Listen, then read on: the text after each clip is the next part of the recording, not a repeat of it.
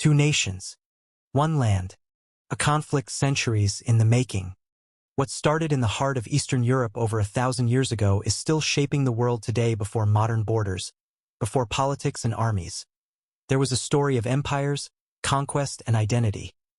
A story that begins with the rise of Kyivan Rus in the 9th century. The vast forests, rivers, and plains of Eastern Europe were home to scattered Slavic tribes. These people, skilled in farming, trade, and warfare, were drawn together by the promise of unity and prosperity. Enter Kyivan Rus, a federation of East Slavic tribes, centered around the mighty city of Kyiv. Legend credits the Varangians, Norse traders and warriors, with uniting these tribes under the rule of Rurik and his successors. By the time Vladimir the Great came to power in 980, Kyivan Rus was flourishing, its rivers serving as highways for trade stretching from the Baltic Sea to Byzantium. Vladimir made a decision that would echo through history: the Christianization of Kyivan Rus in 988. By adopting Orthodox Christianity from Byzantium, he not only consolidated his rule but also connected the region culturally and spiritually to the Eastern Orthodox world. This was more than religion, it was identity. Kyiv became a hub of culture, art, and learning. The East Slavs began to see themselves as a distinct people, tied to the land and its riverways.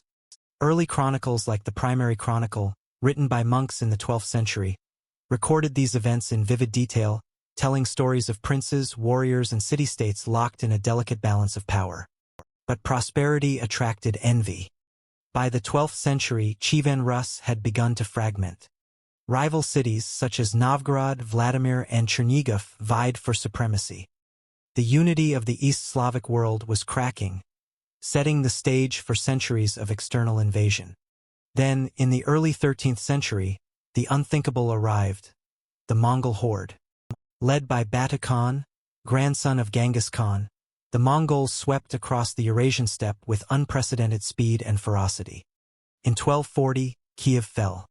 The city that had been the jewel of Eastern Europe burned, its churches and palaces razed.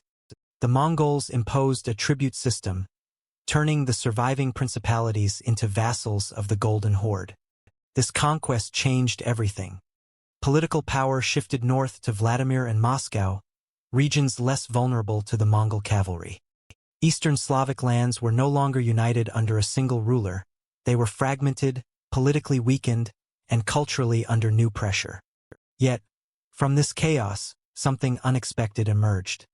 While Mongol rule was brutal, it allowed Moscow to gradually consolidate power. The principality became a rallying point for Russian identity, claiming to be the inheritor of Kyivan Rus. Meanwhile, southern territories, roughly corresponding to modern Ukraine, fell under different influences: the Grand Duchy of Lithuania and later the Polish-Lithuanian Commonwealth. This split the East Slavic world into two spheres, a division that would shape centuries of rivalry. The Mongol period also left a mark on culture and administration. Cities that survived adopted Mongol-inspired tax systems, military organization, and urban planning. At the same time, the Orthodox Church became a stabilizing force, preserving language, culture, and history amidst foreign domination. By the late 13th and early 14th centuries, Eastern Europe was a patchwork of emerging powers. Moscow in the north, Novgorod to the northwest, and the Lithuanian Polish-controlled territories to the southwest. It was a world of shifting alliances, constant warfare, and fragile identities. A world where the seeds of the Russia-Ukraine conflict were quietly taking root. From the ashes of Kyiv, two futures diverged. One would rise to dominate. The other would struggle to maintain its identity under foreign powers. But the story of division and conquest was far from over, and the next chapter would bring even more dramatic changes after the Mongol invasion. Power in Eastern Europe began to shift. Moscow, once a minor principality, gradually rose to prominence under the clever leadership of princes who understood both politics and strategy. By the late 14th century, Moscow had begun consolidating smaller principalities, positioning itself as the heir to Kyivan Rus. This wasn't just political ambition, it was ideological. The Russian Orthodox Church, moving its center to Moscow after the fall of Kyiv, supported the notion that Moscow was the third Rome, the spiritual successor to Constantinople and Kiev. This idea of succession gave Moscow both legitimacy and a sense of destiny.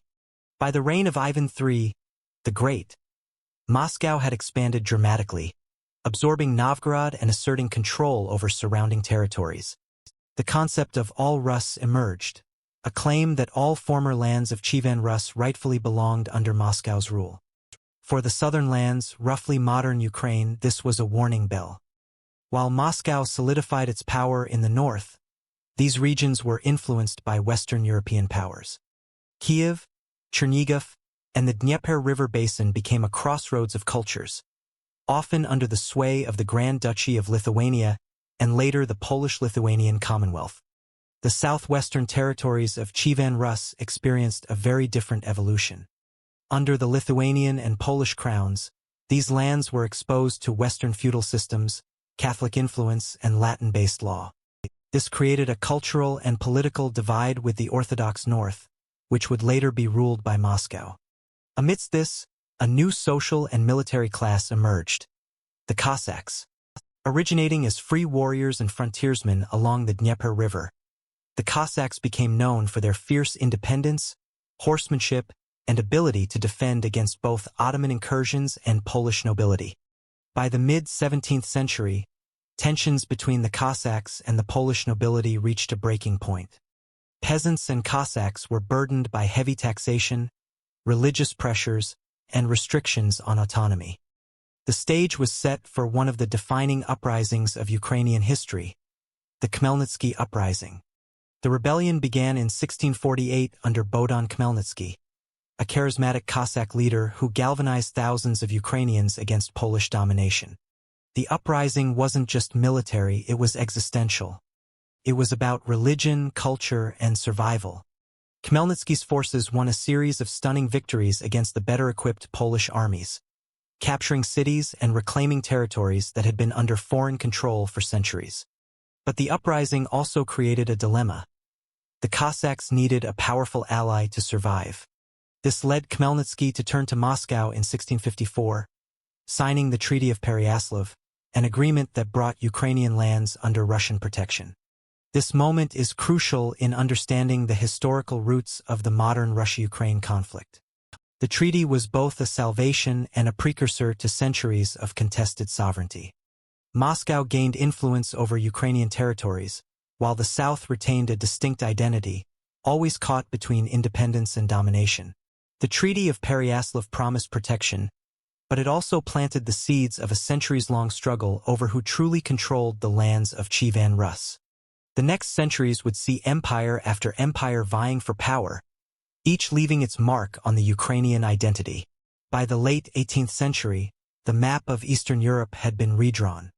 The Russian Empire, under leaders like Peter the Great and Catherine the Great, expanded aggressively westward and southward. Large portions of Ukrainian territory, especially in the left bank Dnieper region and Crimea, were fully incorporated into Russia.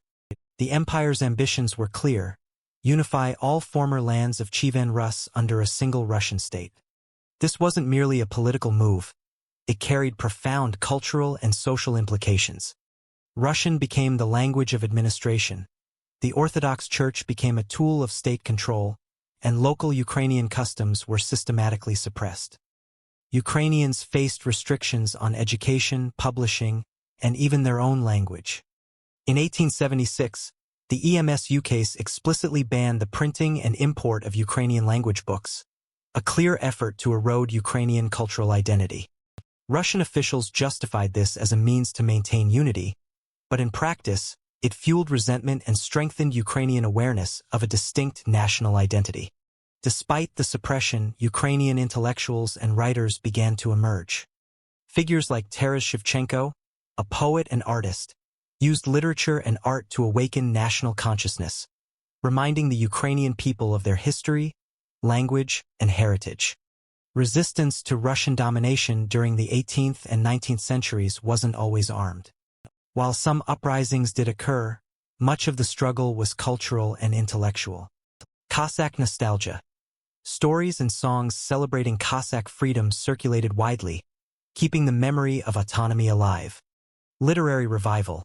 Writers and poets like Shevchenko emphasized Ukrainian identity, language, and folklore, inspiring generations to value their heritage. Education and secret societies. Ukrainian intellectuals formed clandestine groups to study history and promote national awareness, planting the seeds of future independence movements. This period illustrates a central theme. Ukrainian identity survived not only through military resistance but also through culture, memory, and collective consciousness. Russian domination may have been politically overwhelming, but it could never fully erase centuries of history embedded in language, religion, and tradition. The Russian Empire had conquered the land, but it could not conquer the soul.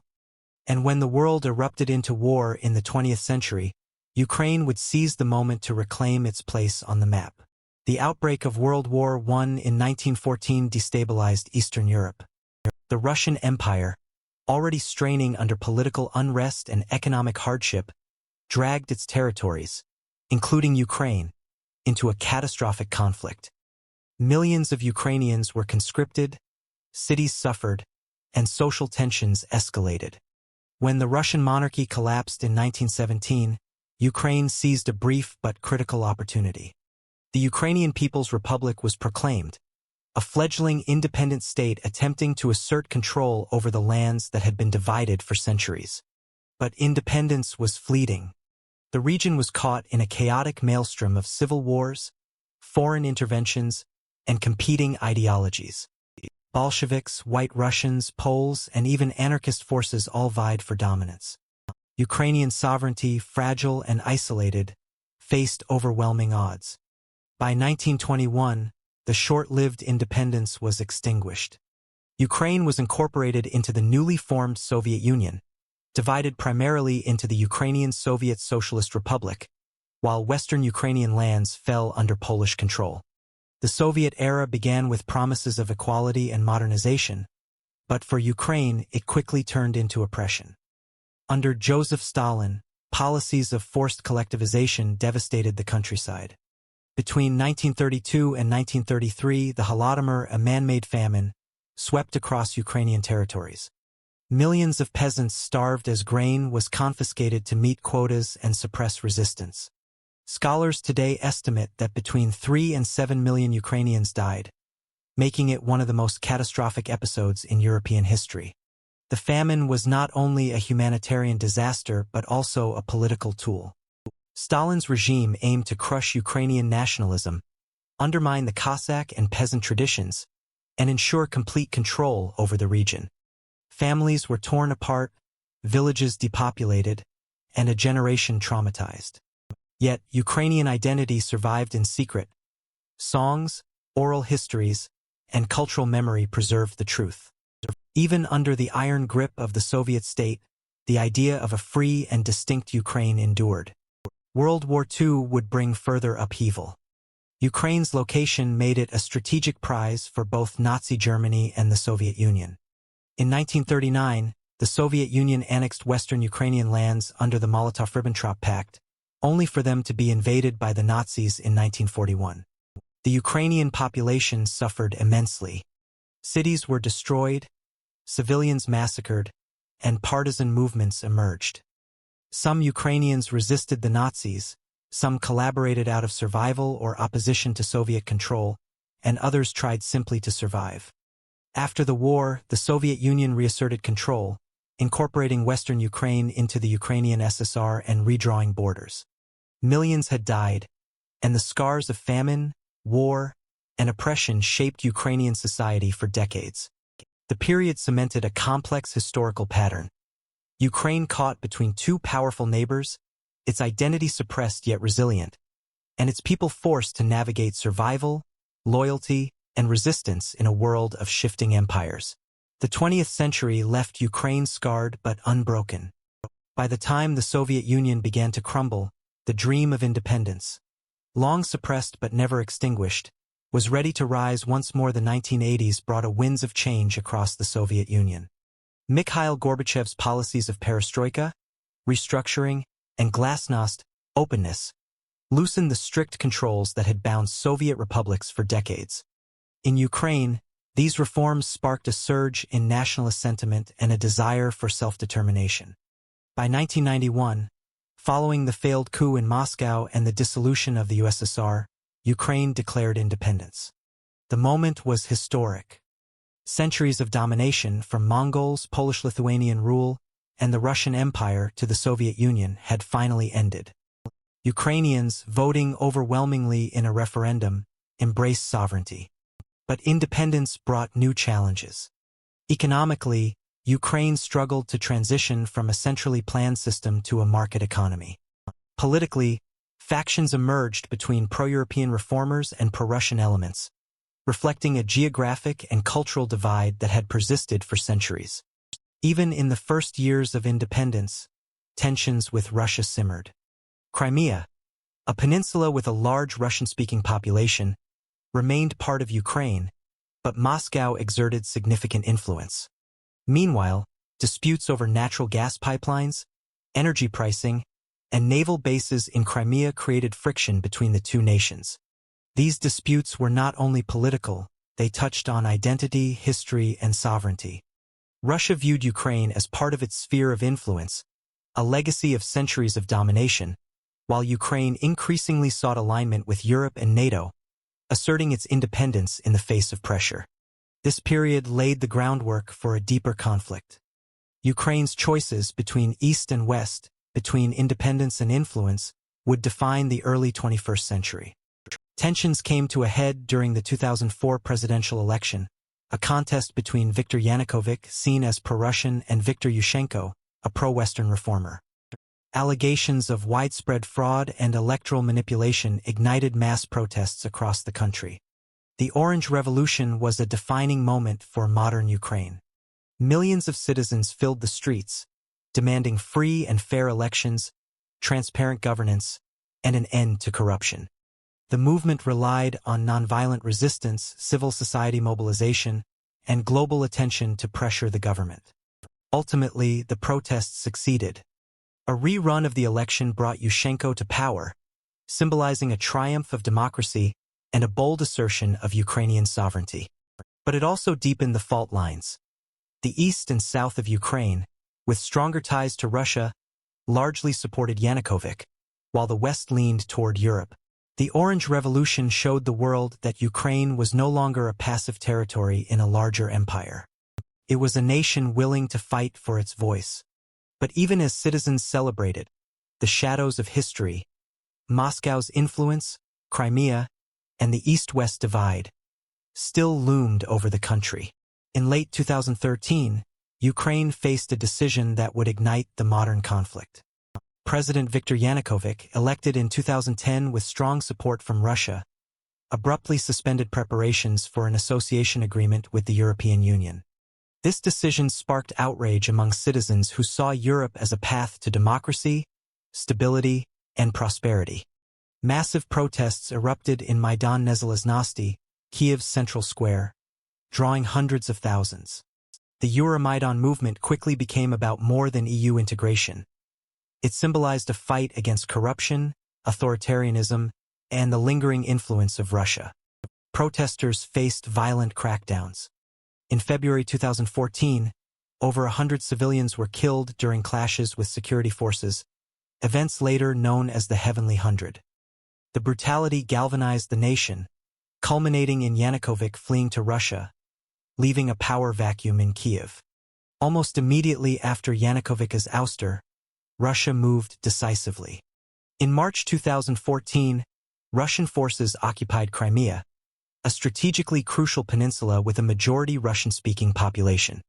A hastily organized and internationally condemned referendum led to the formal annexation of Crimea by Russia. This marked the first time a European country had annexed territory from a recognized sovereign nation since World War II. Russia justified the move by claiming to protect Russian citizens and the Black Sea Fleet stationed in Crimea. Ukraine and most of the international community viewed it as illegal aggression.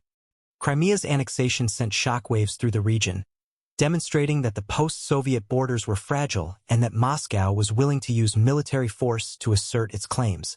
While the world focused on Crimea, unrest spread to eastern Ukraine, particularly the Donetsk and Luhansk regions, collectively known as Donbass. Pro-Russian separatists, backed by covert Russian support, declared independence, sparking armed conflict with the Ukrainian government. The fighting was intense and brutal. Urban centers became battlefields. Civilians were trapped in crossfire. The conflict was marked by hybrid warfare, a mix of regular troops, local militias, cyber attacks, and propaganda campaigns. Efforts to resolve the conflict, including the Minsk I and Minsk II agreements, sought ceasefires and political solutions. While they temporarily slowed the violence, they failed to fully stabilize the region, leaving a frozen conflict that simmered for years. The events of 2014 shattered the illusion of post-Cold War stability. Ukraine had regained independence decades earlier, but now it faced direct Russian aggression, territorial, military, and political, echoing centuries of contested sovereignty. Following the Minsk II agreement in February 2015, the war in Donbass entered a tense stalemate. While large-scale offensives were limited, sporadic clashes, artillery bombardments, and sniper attacks kept the region unstable. During this period, Ukraine focused on military reform, modernizing its armed forces, and preparing for a long-term conflict with Russia. Western nations, including the United States, European Union members, and Canada, provided military aid, training, and financial support, though no nation committed to direct intervention. At the same time, Russia maintained a hybrid warfare strategy, deploying volunteers and mercenaries in Donbass, conducting cyber attacks on Ukrainian infrastructure using propaganda to undermine Ukrainian unity and international support. The stalemate created a sense of frozen conflict. Ukraine held its ground, Crimea remained under Russian control, and the separatist regions of Donbass were effectively autonomous under Moscow's influence. Yet beneath the surface, tensions were rising. Russia increasingly viewed Ukraine's European integration efforts as a direct threat to its sphere of influence. Ukraine, on the other hand, was committed to defending its sovereignty and deepening ties with NATO and the EU. During these years, Ukraine faced severe economic challenges. The war disrupted industry in the east, while corruption and political instability slowed reforms. At the same time, Russia leveraged energy dependency as a tool of influence, intermittently cutting gas supplies or inflating prices to apply pressure. Diplomatic efforts fluctuated. Sanctions imposed by the US and EU targeted Russian officials and industries, but had limited impact on Moscow's long-term strategic objectives. Meanwhile, Ukraine relied on international loans and aid packages to stabilize its economy, all while attempting to maintain domestic cohesion and morale. The period underscored a grim reality. The conflict was no longer just military. It was geopolitical, economic, and psychological. Both nations were preparing for the possibility of a much larger confrontation. By late 2021, the signs of escalation were unmistakable. Satellite imagery and intelligence reports revealed large-scale Russian troop deployments along Ukraine's borders. Exercises and maneuvers hinted at preparations for a potential invasion. Russian rhetoric intensified, framing Ukraine as a historical part of Russia and warning of threats to Russian security. Kyiv, backed by Western allies, accelerated defensive measures, strengthening border defenses, conducting nationwide military drills, mobilizing reservists and civilian support networks. The world watched with growing concern. Analysts warned that any misstep could trigger a full-scale invasion, while Russia signaled that it was willing to rewrite borders by force if necessary. The stage was set for the next, most dramatic chapter in the long history of the Russia-Ukraine conflict, a war that would test the resilience of Ukraine, challenge international alliances, and reshape the balance of power in Europe. On February 24, 2022, the world woke to a new reality. Russia launched a full-scale invasion of Ukraine. Airstrikes hit military bases, airports, and infrastructure across the country. Columns of tanks and armored vehicles rolled across borders, while Russian forces attacked from multiple directions, signaling a multi-front assault. The invasion shocked the international community. Despite months of warnings, the scale and speed of the attack caught many by surprise. Ukrainian cities braced for combat, civilians fled en masse, and a humanitarian crisis unfolded almost immediately. The invasion triggered an unprecedented international response. Western nations condemned Russia's actions and imposed unprecedented sanctions targeting banks, energy exports, oligarchs, and key industries. NATO, while avoiding direct military intervention, strengthened its eastern flank, providing weapons, intelligence, and training to Ukraine. Countries like the United States, United Kingdom, Germany, and Canada supplied advanced missile systems, drones, and humanitarian aid. The world watched as Ukraine, smaller and outnumbered, mobilized to defend itself. Social media and live broadcasts brought the war into homes worldwide, fostering global solidarity, but also raising tensions between Moscow and the West to new heights. Russian forces initially attempted rapid, blitzkrieg-style assaults, aiming to capture Kyiv and other key cities quickly. Ukrainian defenders, however, relied on strategic resistance, fortified positions, and intimate knowledge of local terrain.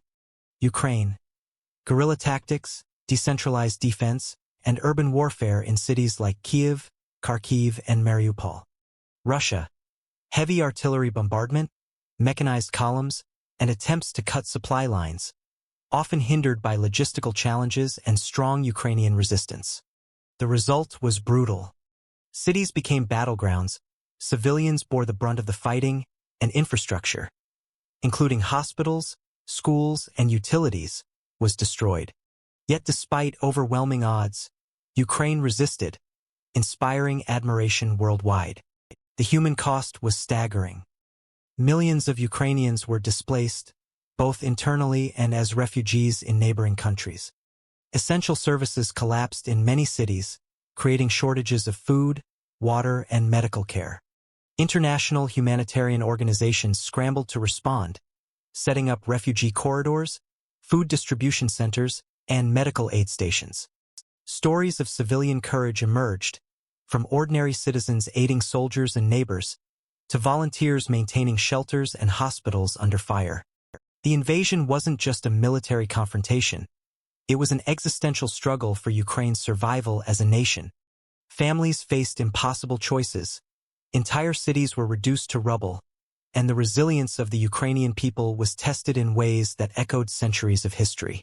After the initial shock of the Russian invasion, Ukraine began mounting a series of counteroffensives. Using intelligence, drones, and Western-supplied weaponry, Ukrainian forces targeted supply lines, ammunition depots, and troop concentrations. Key victories are: Kharkiv counteroffensive. September 2022, Ukrainian forces reclaimed large swaths of territory in the northeast, demonstrating operational flexibility and morale superiority. Southern campaigns. Strategic strikes and sabotage slowed Russian advances along the Black Sea coast, complicating Moscow's supply chains. These counteroffensives were not just military victories, they were symbolic. They boosted national morale, showcased Ukraine's resilience, and highlighted the limits of Russian military strategy. The war became a laboratory for modern military innovation. Ukraine leveraged technology and ingenuity to compensate for numerical inferiority. Drones and loitering munitions allowed precise strikes on high-value targets. Western-supplied HIMARS rocket systems enabled long-range precision attacks on Russian logistics hubs. Cyber operations and intelligence sharing disrupted Russian communications and planning. Meanwhile, Russia relied heavily on conventional forces, often exposing vulnerabilities in supply chains and morale. The conflict illustrated a new kind of hybrid warfare, a combination of traditional battlefields, cyber operations, propaganda, and international diplomacy. The war reshaped geopolitics. Western nations rallied around Ukraine, strengthening NATO cohesion and prompting historic defense spending increases. Europe reduced dependency on Russian energy, accelerating renewable energy transitions and energy diversification. Meanwhile, Russia faced unprecedented isolation. Sanctions crippled industries, oligarchs fled, and diplomatic relations with the West deteriorated sharply. Yet Moscow retained influence over parts of the global South, illustrating the complex and multipolar nature of today's world. The conflict also rekindled historical debates about national sovereignty, empire, and self-determination.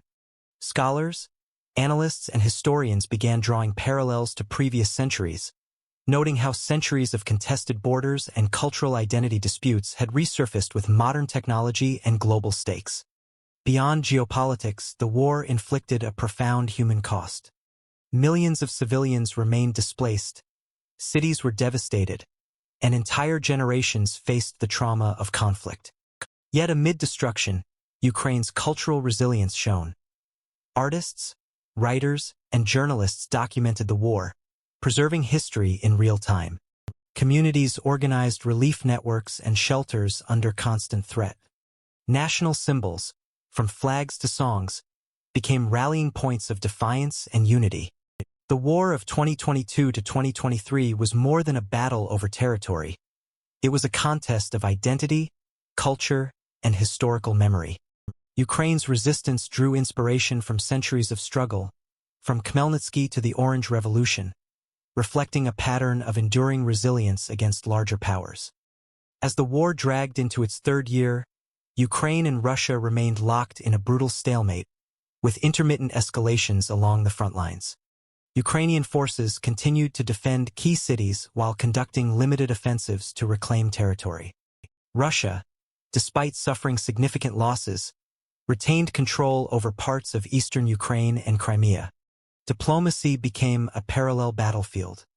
International organizations, including the UN and OSCE, attempted mediation, while Western nations continued military and economic support for Ukraine.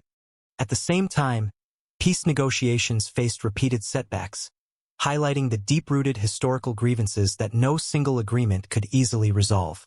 The conflict's persistence underscored a sobering reality. This is not a fleeting crisis. It is the latest chapter in a centuries-long struggle over sovereignty, identity, and power in Eastern Europe. Cinematic visual, AI-generated maps showing shifting frontlines, relief convoys navigating devastated cities, and diplomatic delegations in tense meetings. Historians and strategists analyze several possible outcomes. Stalemate with frozen conflict, similar to Donbass before 2022. This scenario leaves eastern Ukraine contested while western Ukraine remains under Kyiv's control. Negotiated settlement. A peace agreement could involve territorial compromises, international guarantees, and post-war reconstruction, though achieving this would require extraordinary trust. Escalation into broader regional conflict. Any miscalculation could draw NATO or other powers more directly into the war. Regardless of the outcome, the conflict offers enduring lessons. Historical memory matters. Centuries of contested borders, cultural identity, and imperial ambition have shaped modern Ukraine and Russia. Sovereignty is fragile. Independence is not a single event but a continuous struggle, as Ukraine has shown repeatedly over a millennium. Resilience shapes destiny. From Kyivan Rus to modern Kyiv, Ukrainian society demonstrates the power of cultural and national persistence, even under extreme pressure. The Russia-Ukraine conflict is not just a contemporary news story. It is a living history, a narrative that stretches from the rivers of Kyivan Rus to the streets of Kyiv in 2025. Understanding this conflict requires recognizing the layers of history, identity, and power that make Ukraine more than a battlefield. It is a nation with a soul forged over 1,000 years. As we watch events unfold, we are reminded that history is not static.